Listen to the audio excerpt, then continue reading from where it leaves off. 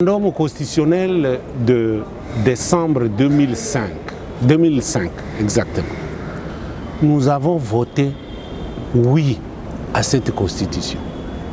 Et à l'article 43, c'était écrit noir sur blanc que l'enseignement de base est obligatoire et gratuit. Si le régime Fatih Béton réussissait la gratuité de l'enseignement, ce serait le point fort de tout ce que l'on avait réclamé, le social. À ce sens-là, le ministre a donné vraiment des éléments très rassurants qui devaient amener chaque groupe, chaque école à pouvoir prendre la chose à main et patiemment attendre ce qui va arriver. Quelqu'un qui ne connaît rien de l'enseignement, il est nommé préfet, il est nommé sous-préfet, il devient inspecteur parce qu'il est le frère de, l'ami de, etc. Notre enseignement, l'enseignement à l'époque était le beau métier.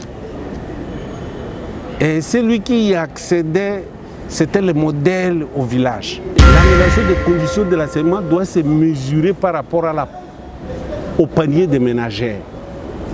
Un enseignant qui touche 260 000 francs, chaque jour, sa femme qui va au marché, elle va avec combien? Et à la fin du mois, elle réalise combien pour nourrir modestement sa famille? Un salaire, c'est normalement couvrir, un salaire doit couvrir tous les besoins du travailleur et avoir un excédent pour l'épargne parce que le lendemain doit être préparé. Aujourd'hui, notre programme scolaire prévoit quoi? Est-ce que c'est un programme qui permet la formation des types d'hommes capables de prendre en charge la société? Discrimination que notre État est en train d'asseoir petit à petit, qu'il y a des enseignants de brousse qui ont leur salaire à part, il y a des enseignants de ville qui ont leur salaire indexé au plus haut, il y a, je ne sais pas, des programmes de brousse, des programmes de ville, il y a. C'est planter les germes de la balkanisation. Et ça ne devrait pas sortir de la bouche du ministre.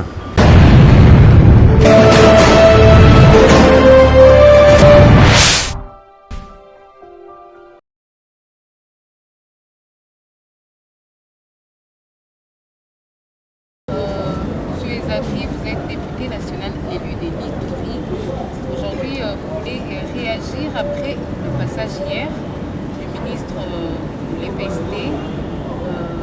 Vous avez des avis à émettre par rapport à ce qu'il a eu à partager avec les élus du peuple. Qu'en dit-il exactement? Merci beaucoup, madame la journaliste de Radio Top Congo. Journalistes de la RTNC et puis des journalistes d'autres chaînes qui sont présentement dans cette petite contribution que je voudrais apporter. Vous avez parlé de réagir, ce n'est pas une réaction que je voudrais donner parce que les termes réagir sonne plus agression, quelque chose de ce genre-là, mais plutôt vous avez dû très vite vous raviser que c'est livrer mon impression sur la plénière d'hier en rapport avec la gratuité de l'enseignement, en rapport avec l'amélioration des conditions des enseignants, en rapport avec la qualité de l'enseignement et j'ai ajouté en rapport avec la politisation de l'enseignement. Et d'emblée, je voudrais que l'on soit précis. Il faut distinguer l'éducation de l'enseignement. L'éducation, même un alphabète éduque son enfant. Mais l'enseignant, il faut être alphabète. Il faut avoir les techniques nécessaires pour transmettre la connaissance que vous avez acquise à l'apprenant. Donc l'éducation s'arrête à la formation morale et éthique et consorts. Mais l'enseignement a ses techniques. C'est pourquoi je serai clair que ce n'est pas de l'éducation qu'on va parler, on parle de l'enseignement et rien que de l'enseignement. Chez nous, c'est constitutionnellement intérêt partagé, prérogative partagée entre la province et le gouvernement central. À ce titre, hier, le ministre est venu éclairer la religion des députés nationaux en ce qui concerne la gratuité de l'enseignement. D'emblée, j'ai dit que j'étais très satisfait de l'exposé, de la réponse du ministre à la question du collègue Lolo. En ce sens qu'il a apporté des précisions très significatives sur ce qui se passe actuellement. Vous le savez très bien, depuis la rentrée 2021-2022, nous sommes entrés dans une zone de turbulence qui ne dit pas son nom. Certaines écoles n'avaient pas commencé, d'autres ont commencé parce que ceux qui n'avaient pas commencé, nostalgiques de ce qu'on appelle la cotisation, du moins la prise en charge des écoles par les parents, et puis ceux qui avaient commencé, certaines écoles privées qui appartenaient à des individus. Alors il s'est fait que petit à petit, les négociations suivies à Mbouela et puis des circulaires ont précisé. Ça, c'est une initiative très louable. Encore que la gratuité de l'enseignement, pour moi, c'est la réforme la plus importante que ce régime a osé prendre. Et aujourd'hui, tout le monde se dit, si le régime Fatih Béton réussissait la gratuité de l'enseignement, ce serait le point fort de tout ce que l'on avait réclamé, le social. Parce que la gratuité de l'enseignement va résoudre un problème majeur, un problème de l'avenir de notre République. Nous ne serons pas là d'ici là, vous, les journalistes et moi-même, mais il faut laisser cette République à une génération qui connaît son milieu naturel et qui est à mesure de prendre son milieu naturel. C'est entre autres ça, c'est que la gratuité vise. Par conséquent, il est douloureux qu'au début de l'année, de la rentrée scolaire de cette année, beaucoup d'écoles, surtout publiques, n'aient pas repris. À ce sens-là, le ministre a donné vraiment des éléments très rassurants qui devaient amener chaque groupe, chaque école à pouvoir prendre la chose à main et patiemment attendre ce qui va arriver. Néanmoins, il y a quelques observations que je voudrais faire en termes de gratuité, en termes de la qualité, en termes de l'amélioration des conditions, et puis en termes de la politisation. Pour commencer au plus simple, le ministre devait faire un effort considérable pour empêcher, tel que défini dans la Constitution, la politisation de l'enseignement. Cette politisation se remarque, dans la nomination des acteurs. Quelqu'un qui ne connaît rien de l'enseignement, il est nommé préfet, il est nommé sous-prophète, il devient inspecteur parce qu'il est le frère de, l'ami de, etc. Non, l'enseignement, il faut le laisser aux techniciens de l'enseignement.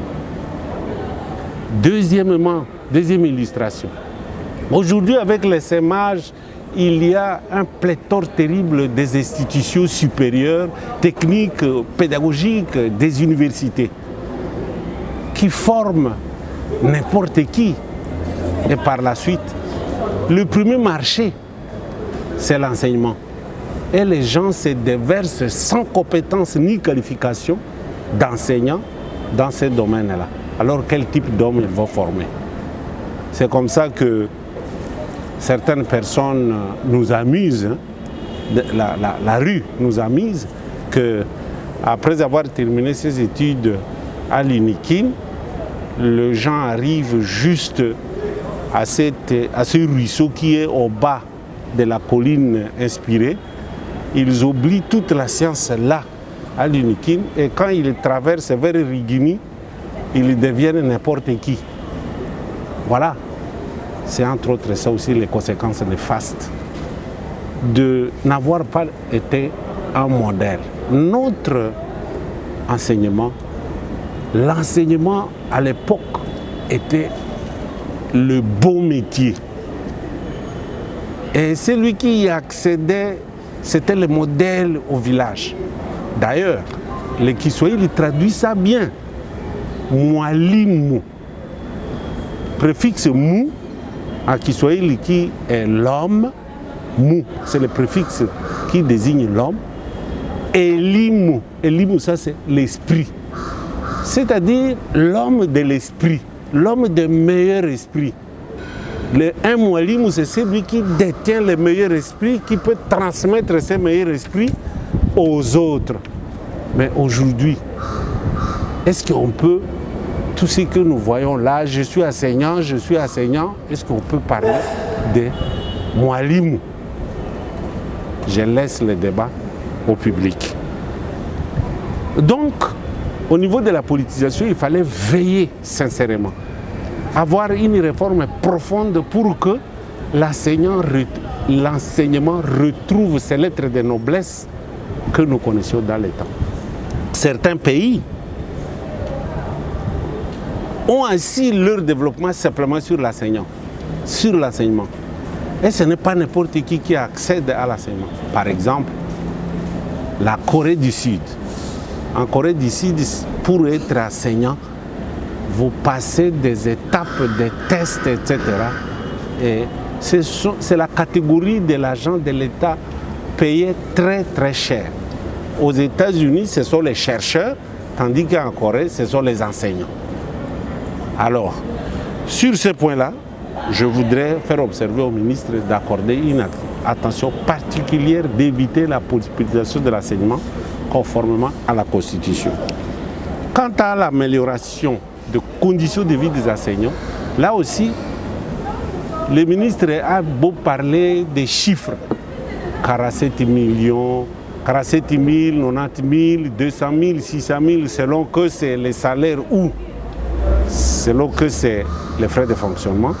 Mais ça ne se mesure pas par les chiffres là. L'amélioration des conditions de l'enseignement doit se mesurer par rapport au panier des ménagères. Un enseignant qui touche 260 000 francs,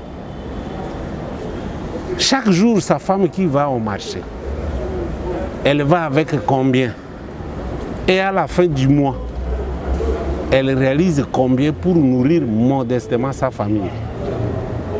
Et puis, un salaire, c'est normalement un salaire doit couvrir tous les besoins du travailleur et avoir un excédent pour l'épargne parce que le lendemain doit être préparé.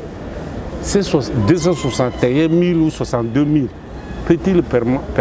peuvent-ils permettre de pouvoir couvrir les besoins de l'enseignant et lui donner l'opportunité d'avoir son épargne?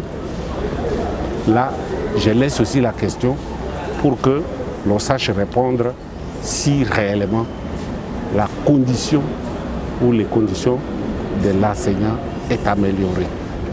En ce qui concerne la qualité, j'ai déjà effleuré au niveau de la politisation que l'enseignement doit rester une chasse gardée où la société, notre société congolaise, doit avoir un regard toujours constant dessus parce que on forme l'homme. L'enseignant permet de former l'homme du demain. Et c'est pourquoi il faut des réformes sérieuses au niveau qualitatif. La qualité de l'enseignement, ce n'est pas simplement l'amélioration des conditions de l'enseignant, c'est aussi le programme. Aujourd'hui, notre programme scolaire prévoit quoi? Est-ce que c'est un programme qui permet la formation des types d'hommes capables de prendre en charge la société? Autant de questions qui se posent à ce niveau-là. Les gens courent vite pour injurier les politiciens, pour injurier les enseignants. Mais il faut que la société fasse une introspection de quel type d'homme l'on a formé du point de vue qualitatif. Autrefois, c'était un mimétisme aveugle de l'Occident. On les connaît ici à Kinshasa, Léopoldville à l'époque, il y avait des quartiers désévolués. Celui qui portait des lunettes, des cravates, des chemises blanches, etc., c'est celui-là qui était l'homme, l'intellectuel. Mais faut-il continuer à former ces types-là?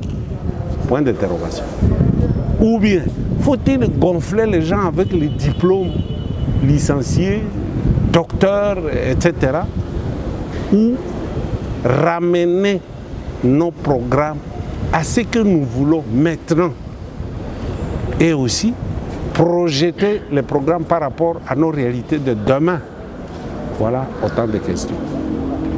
La réforme au niveau de la police et de l'armée dans les écoles, dans les écoles militaires ou des écoles armées, en disent long. Mais qu'en est-il, vous avez évoqué tout à l'heure en off la question des vocables, où on parle des enseignants, des primes des bourses, des enseignants des écoles, des quartiers UP, des endroits qui sont plus évolués que les autres. Quel est votre avis par rapport à ça? Merci d'avoir soulevé ces problèmes de la discrimination que notre État est en train d'asseoir petit à petit, qu'il y a des enseignants de brousse qui ont leur salaire à part, il y a des enseignants de ville qui ont leur salaire indexé au plus haut, il y a, je ne sais pas, des programmes de brousse, des programmes de ville, il y a. Mais c'est très dangereux. C'est planter les germes de la balkanisation. Et ça ne devrait pas sortir de la bouche du ministre. C'est cette disparité salariale. Parce que le Congo doit rester un et indivisible. Être un et indivisible signifie salaire égal à tous les niveaux. Ce qui doit distinguer les salaires, c'est l'ancienneté. C'est les grades, la place que chacun occupe dans sa profession. Mais pas l'espace. Non. Et ça, c'est quelque chose pour lequel nous voulons interpeller notre État de pouvoir corriger cela très rapidement. Cette décision, si elle a été prise à son temps, c'est une décision malencontreuse. Par conséquent, il faut revenir à remettre tout le monde sur le même pied d'égalité. Et les avantages liés à une fonction ne doivent pas être liés à l'espace, mais ça doit être lié au travail même que la personne exécute. Sur ces points-là, vous avez vraiment très bien posé la question. Non, il faut que le ministre apporte un correctif le plus rapidement possible. J'enfonce le clou à ce niveau.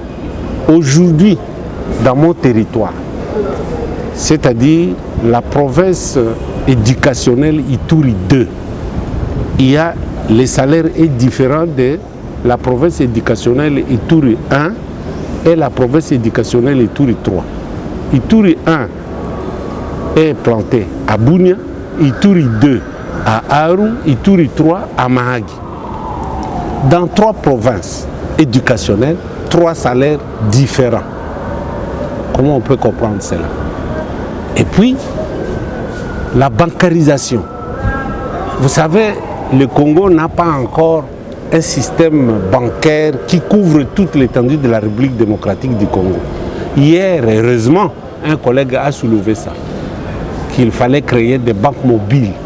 Aujourd'hui, plus ou moins, Caritas intervient et peut-être avec les messageries bancaires comme Airtel Money, Vodacom, M-Pesa, Orange Money, etc., tant soit peu, ça couvre les besoins, mais aujourd'hui, c'est un problème sérieux qui doit chercher des solutions à tout bout de champ.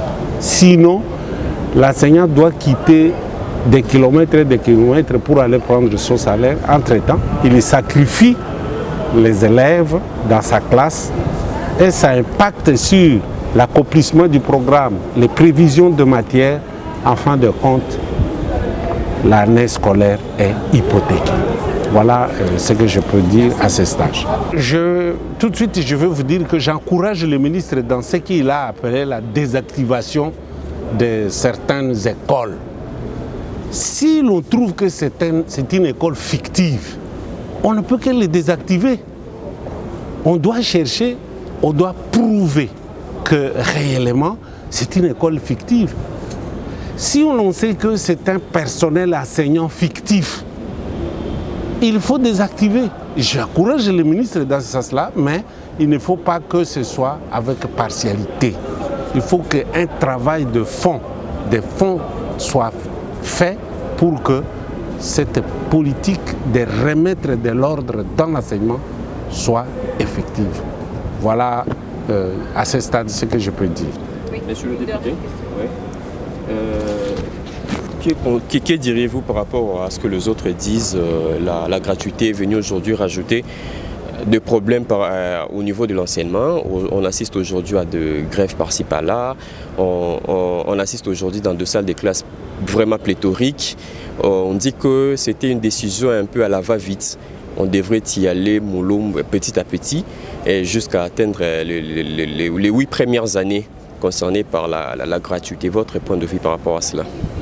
Oui.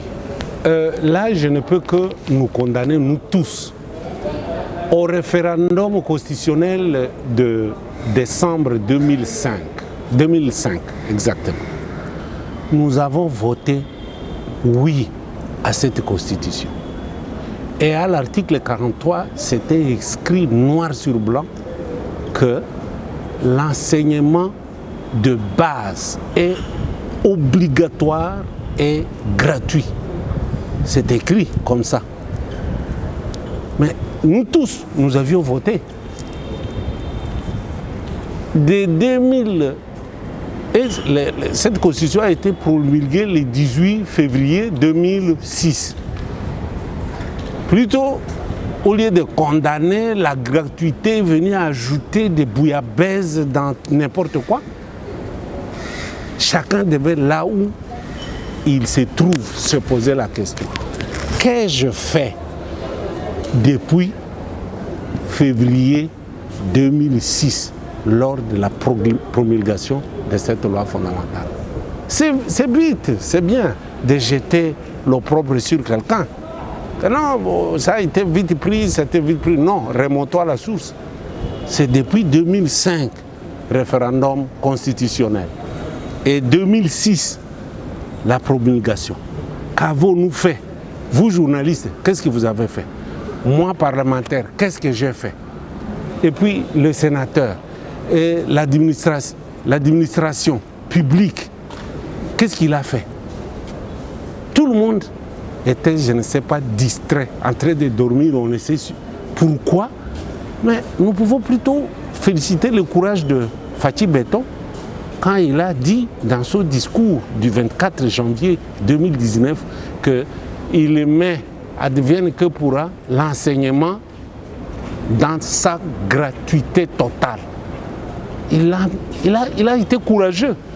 Mais au lieu de gréver, mettons-nous plutôt dans la ligne droite de voir comment les effets pervers de cette gratuité-là doivent être résorbés.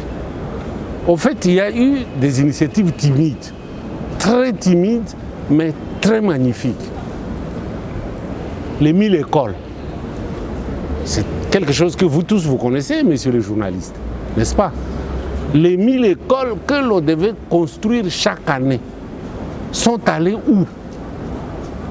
Et est-ce que si ces 1000 écoles avaient été construites, dirait-on aujourd'hui que la gratuité a été prise précipitamment? Non. Les 1000 écoles, justement, allaient résorber l'effectif pléthorique engendré par la gratuité de l'enseignement. Mais où sont partis les 1000 écoles? Point d'interrogation. Donc, je trouve plutôt que poser en termes de non, ça a été pris précipitamment, ça a fait ceci. Non, je ne suis pas d'accord avec cette théorie-là.